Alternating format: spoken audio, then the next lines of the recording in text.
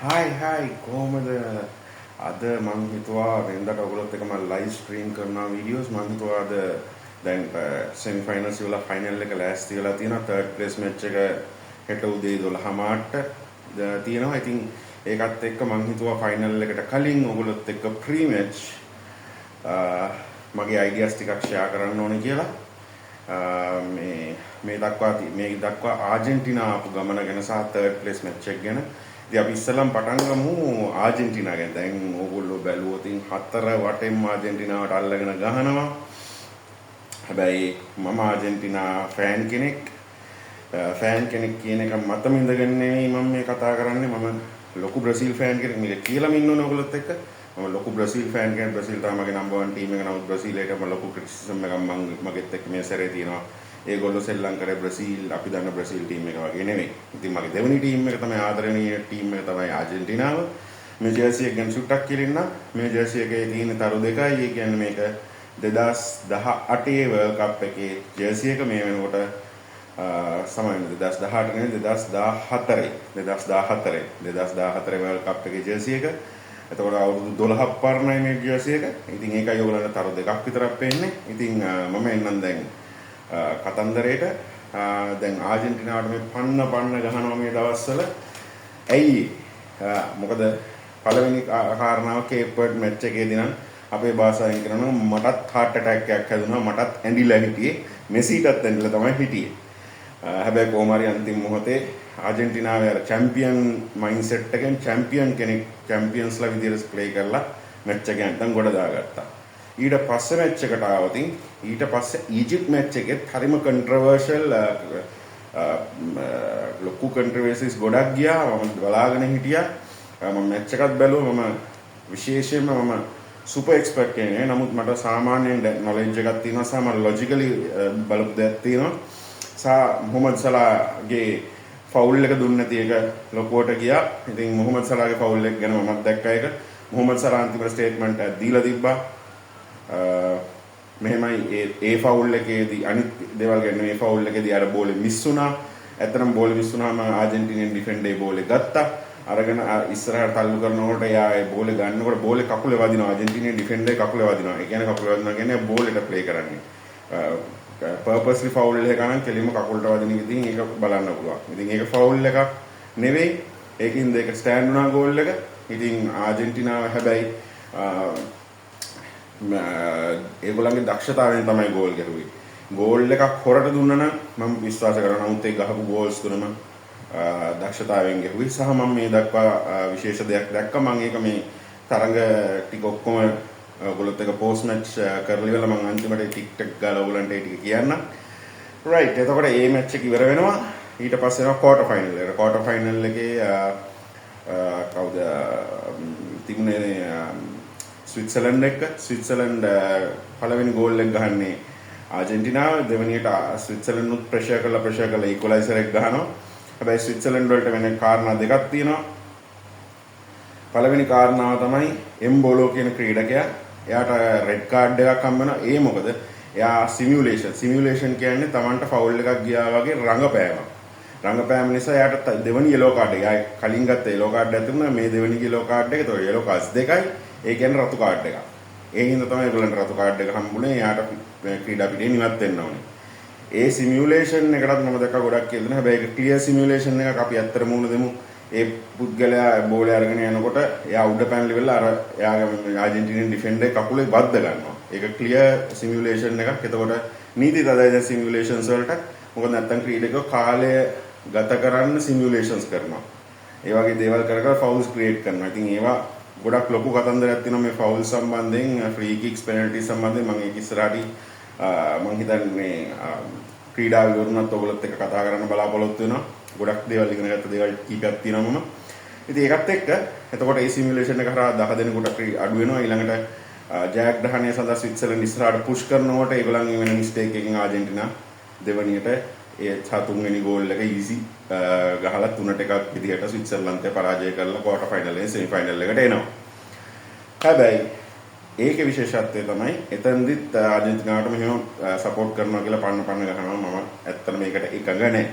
මගේ පැත්තෙන් ඕගොල්ලන්ගේ view එක වෙනස් වෙන්න පුළුවන්. හැබැයි ටිප වෙන්නේ නැහැ මේක දාන්නේ. මේ වගේ view එක මම කියන්නේ මම දැක්ක විදිහ සහ මට කියන්න ඕනේ ටික මම මේ ඊළඟ සෙමි ෆයිනල් එක ගැන ටක් ගාලා කතා කරලා ඔයගොල්ලන්ට කියන්න. සෙමි ෆයිනල් එකට ආවා. ඉතින් සෙමි ෆයිනල් එකේ සම්පූර්ණ වැරද්ද එංගලන්තේ මැනේජර්ගේ. මම ඒක කෙලින්ම කියනවා මම මේක කියන්නේ වෙන මොකුත් හින්දා නෙවෙයි. ඒගොල්ලෝ ගෝල් එක ගහනවා 55 වෙනි මිනිත්තුවේ. 55 වෙනි මිනිත්තුවේ ඉඳලා 83 වෙනි මිනිත්තුව වෙනකන් ඒ මුළු කාලය මේගොල්ලෝ කරන්නේ ඒගොල්ලෝගේ ෆෝවර්ඩ්ස්ලා පස් එලියට අරගෙන ඩිෆෙන්ඩර්ස්ලාව දානවා. ඒ කියන්නේ මොකද්ද? නෙගටිව් මයින්ඩ්සෙට් එකකින්, චැම්පියන් මයින්ඩ්සෙට් එකකින් නෙවෙයි නෙගටිව් මයින්ඩ්සෙට් එකකින් තමයි ඒගොල්ලෝ ප්ලේ කරන්නේ. නෙගටිව් මයින්ඩ්සෙට් එකකින් ප්ලේ කරනවා කියන්නේ ඒගොල්ලෝ ෆෝවර්ඩ් ප්‍රෙස් කරලා තව ගෝල් එකක් ගන්න නෙවෙයි. අර ගෝල් එක රැකගෙන කොහොම හරි ආජන්ටිනාව පරද්දන්න. මිත්‍රවරුනි හිතන්න ලෝකශූර කණ්ඩායම මේ වෙනකල් ලෝකශූරය වගේ පෙන්නපු කණ්ඩායම අන්තිම මොහොතේ හැම මැච් එකේම ගෝල් ගහලා දිනපු ටීම් එකක්. ඒ ප්‍රෙෂර් එක දන්න ටීම් එකක්, දිනන ක්‍රමය හොයාගන්න දන්න ටීම් එකක්. පස්සට තල්ලු කරලා බිත්තිර හේතු කරාම ගියර් එක මාරු කරගන්න දන්න ටීම් එකක් එක්ක ඔය විදිහට සෙල්ලම් කරන එක ඥානාන්විතද? ඒක ඥානාන්විත නැහැ කියන එක තරඟෙදී ඔප්පු කරලා පෙන්නවා. ඒගොල්ලෝ පස්සට ඇද්දා. ඒ මං කියන කාලය අතරතුරේදී 118යි එංගලන්තේ ගාව පන්දුව තිබිලා තියෙන්නේ. බෝල් එක තිබිලා තියෙන්නේ 118යි. හැබැයි ආජන්ටිනාව ඊට වැඩිය ලොකු ප්‍රමාණයක් බෝල් එක තියාගත්තා. ඒගොල්ලෝ press after press forward press කරනවා කියන්නේ ඉස්සරහටම ගිහිල්ලා ගෝල් එකට ඇටැක් කරන එක. ප්‍රෙස් ආෆ්ටර් ප්‍රෙස් කරා. ඒගොල්ලන්ගේ ප්‍රෙස් කරලා අපි මම දැක්ක පික්ෆර්ඩ් සුපර්බ් සේව්ස් දෙක තුනක් කරනවා. හැබැයි ඒ දීපු ප්‍රෙෂර් එකට කියන්නේ ෂොට්ස් එන්න ඒතකොට මොකද වෙන්නේ? ක්‍රීඩකයෝ මහන්සි වෙනවා. ඒගොල්ලන්ට පීන්නේ නැව තප්පර ගානක් කන්සන්ට්‍රේෂන් එකක් ඇති ගෝල් එක ඇතුළට යන්න.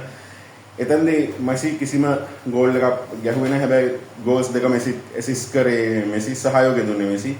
එයා හරියටම එයාගේ ක්‍රීඩකයන්ගේ දක්ෂතාවය ඒගොල්ලන්ගේ ස්ට්‍රෙන්ග්ත් එක දැනගෙන හිටියා. එතකොට ඇල්වාරස්ගේ ස්ට්‍රෙන්ග්ත් එක දැනගෙන හිටියා.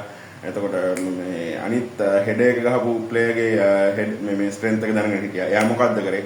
ඒ අදාළ පුද්ගලයාට බෝලේ හරියට වෙලාවට ලස්සනට දුන්න ඉඩ හදලා ඒගොල්ලෝ එක්සිකියුට් කරා. අර පළවෙනි ගෝල් එක නම් මම මේ මුළු ටූර්නමන්ට් එකේම දැකපු විශිෂ්ට ගණයේ ගෝල් එකක්. හැබැයි ඒක දෙවෙනි වෙන්නේ කේප් වර්ඩ් ක්‍රීඩකයා ලබා ගන්න ගෝල් එකට විතරයි. ඒක මම හිතන්නේ 2026 ලෝක කුසලානේ විශිෂ්ටතම ගෝල් එක. මේක දෙවෙනි වෙන්නේ ඒකට විතරයි විශිෂ්ට ගෝල් එකක්. ඊළඟට දෙවෙනි මේ ගෝල් එකට මම ඉන්න කැමතියි. මම උත්සාහ කරනවා මේ හරියෙන් ඔයගලන්ට ඇට්ලිස්ට් එක පොඩ්ඩක් පෙන්වන්න පුළුවන්ද කියලා බලන්න. මේ ගෝල් එක ක්‍රියේට් කරන විදිහේ මේක මේ බලන්න මේ හරියෙන් සමහරට ඔයගලන්ට මේ තව ටිකක් වෙලා යනකොට මගේ මේ සයිඩ් එකෙන් ඔයගලන්ට බලන්න පුළුවන් නේ. එතනදී මෙසිගේ පික්චර් පර්ෆෙක්ට් ක්‍රොස් එකක් තියෙනවා. මම මගේ ජීවිතේට එහෙම ක්‍රොස් එකක් දෙනවා දැකලා නැත. මම මේ පළවෙනි වතාවට දැක්කේ එහෙම ක්‍රොස් එකක්. මම දැකපු විශිෂ්ටතම ක්‍රොස් එක කියන්න ඕනේ. එංගලන්ත ක්‍රීඩකයෝ දෙන්නේ මෙහෙම හිටියා. ආජන්ටිනා ක්‍රීඩකයා හරියටම මැද්ද හිටියේ. හරියටම ආජන්ටිනා ක්‍රීඩකයාගේ ඔළුවටමයි පන්දු වෙන්නේ. ඔළුව ගාවටම මේ මෙන්න මේ හරියට බෝලේ වැටෙන්නේ කෙලින්ම. ඒ ක්‍රීඩකයාට තිබි ඔළුව ඕක් කරන්න විතරයි. කෙලින්ම ගෝල් එක ඇතුලේ ඒක කියන්නේ ඒක මම ලයිව් බැලුවා. ලයිව් බලන් ඉන්නකොට බෝලේ එනකොට මම දැනගත්තා බෝලේ ඩිලිවරි එක උඩින් එනකොට මම දැනගත්තා මේක ඇතුලේ කියනවා. ඒ තරම් පික්චර් පර්ෆෙක්ට්. ඉතින් ඒ වගේ තරඟයක් දීලා ඒ තරඟෙදී අන්තිම විනාඩි 7 තමයි ගෝල් දෙක ගහන්නේ. අරන් බලන්න හැම මැච් එකේම අන්තිම මොහොත නෙවෙයිද ආජන්ටිනාව කියන්නේ. ඒකට තමයි චැම්පියන් මයින්ඩ්සෙට් එකක් තියෙන චැම්පියන් ටීම් එකක් කියන්නේ. මෙසි නැති වුණාට අනිත් අයට ගෝල් ගහන්න පුළුවන් වෙන්න ඕන. රොනාල්ඩෝට ඒ වගේ සපෝට් එකක් ආවේ නැහැ. හැමෝම තනියෙන් ගෝල් ගහන්න ගියා. හාලන්ඩ් අන්තිම මැච් එකේදී මොකක්ද උනේ? හාලන්ඩ් එන්න ඕනේ පාස් එක දුන්නේ නැහැ. යා තනියෙන් ගෝල් එක ගහන්න ගියා හම්බුන්නේ නැහැ. නැත්තම් හාලන්ඩ්ලා තමයි අපි මේ ආජන්ටිනාත් එක්ක මේ එහෙම නැත්තම් නෝර්වේ තමයි එන්න ඕනේ. ඉතින් ඒ වගේ නැතුව ටීම් එෆර්ට් එකක්. මේක ටීම් එෆර්ට් එකක් විදිහට සෙල්ලම් කරන නිසා තමයි ආජන්ටිනා ඉස්සරහට යන්නේ. ඉතින් ආජන්ටිනා මේ විදිහට ඉස්සරහට ආවේ. මෙන්න මේක තමයි මම දැක්ක ආජන්ටිනාවේ ගෲප් ස්ටේජ් එකෙන් පිට ගමන. ආජන්ටිනා කියන්නේ ඕනෙම මොහොතක තරඟයක් වෙනස් කරන්න පුළුවන්. ඒකෙන් ජීවිතය ගන්න පුළුවන් දෙයක් තියෙනවා. අන්තිම මොහොත වෙනකන් කිසිම දෙයක ගේම අතාරින්න එපා. ගේම ගහන්න අන්තිම මොහොතේ හරි හරියනවා. ඒක තමයි අපිට මේකෙන් ගන්න පුළුවන් ජීවිතේට පණිවිඩේ. රයිට්. එතකොට ඒ තරමේ මේ විදිහටයි මම හෙට ඕගොල්ලන්ට තව දෙයක් දෙනවා. මම මෙසිගේ ජීවිත කතාව මම ලැවිස් කරන අතර කිව්වා ගොඩ දෙනෙක්ට මම හිතන්නේ ඒක බලන්න හම්බුනායි කියලා. මෙසිගේ ජීවිත කතාව ඔයගලන්ට කියනවා. ඒ වගේම ඒක අතරතුරේ ෆයිනල් එකට කලින් ප්‍රී මැච් මගේ අදහස් ටික මම ඔයගොල්ලොත් එක්ක හෙට හවස ෂෙයා කරනවා. ඉතින් ඊට කලින් අපිට අද උදේ එහෙම නැත්නම් හෙට උදේ පාන්දර තියෙනවා third place match එක. කවුද සෙල්ලම් කරන්නේ? ෆ්‍රාන්ස් එක පැත්තකින් ඉංග්ලන්ඩ් තව පැත්තකින්. මම හිතනවා ඉංග්ලන්ඩ් වලට ගියසරේ කරන වැරද්ද ඒගොල්ලෝ කරන ගන්න නැහැ කියලා. හැබැයි මම විශ්වාස කරනවා ෆ්‍රාන්ස් වලට මේ මැච් එක දිනන්න පුළුවන් කියලා. ෆ්‍රාන්ස් තමයි favorites but favorites can change. That is has been proven through this match. The tournament.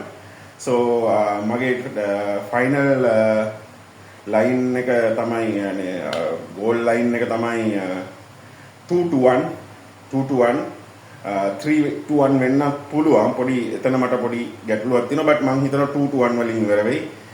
France 2 England 1 Harry Kane එක ගෝල් එකක් ගහවි. ඊට පස්සේ Mbappe අනිවාර්යෙන් goals දෙකෙන් එකක් ස්කෝර් කරાવી කියන expectation එක තියෙනවා. සහ France third place එක ගනි කියලා මම විශ්වාස කරනවා. ඉතින් ඒකත් එක්ක දැනට මගේ